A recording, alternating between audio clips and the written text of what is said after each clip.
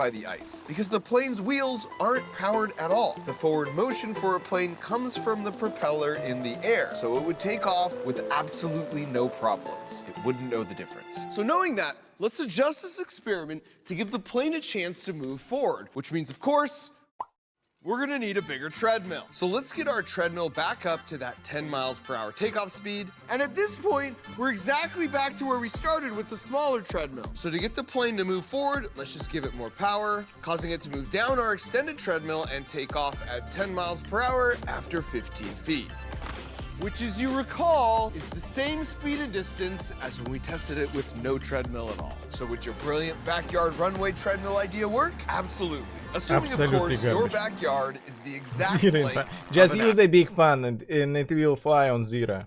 actual runway. And now for our final engineering puzzle, we're back in this hot air balloon as I contend with my mild fear of heights. Okay, well, I haven't found a steering wheel, but it does seem pretty clear every time you add hot, we go high. Hot air balloons utilize some pretty straightforward physics, and the clue is right there in the name.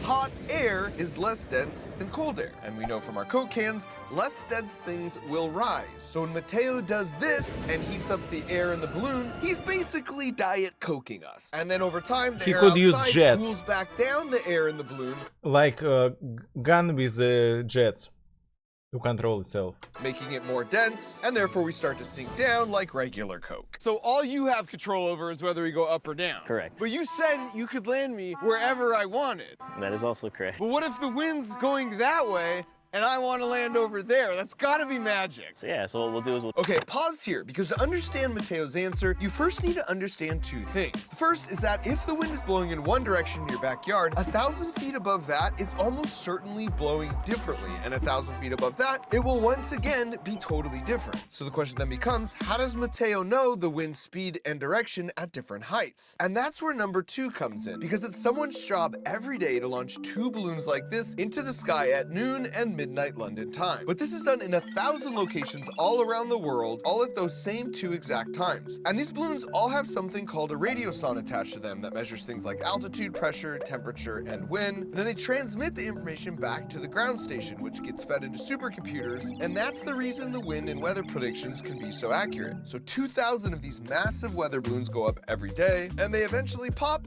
and just land somewhere, never to be retrieved. Now, because of this, computers can figure out the wind direction and speed at every level of the atmosphere as you pollute go our up. earth So on with a given plastic day, from these Mateo balloons. just checks the daily charts, and if these are the predicted wind directions and speed, and he wants us to land exactly right here, he just needs to raise, and then raise again, and then lower the balloon to catch the appropriate invisible rivers of air to land in the perfect spot. So hot air balloons don't steer, at least not in the normal way we think of. It's more of a tag team with Mother Nature. So in some ways, he's less of a magically steering pilot, and he's more of a weatherman, which means the only real magic here is all the juicy knowledge I just wirelessly transferred through that screen from my brain into yours. This is Timmy, and he is a piano prodigy. He loves to practice, and his parents don't have to It was bad. It was better to see shitty guys.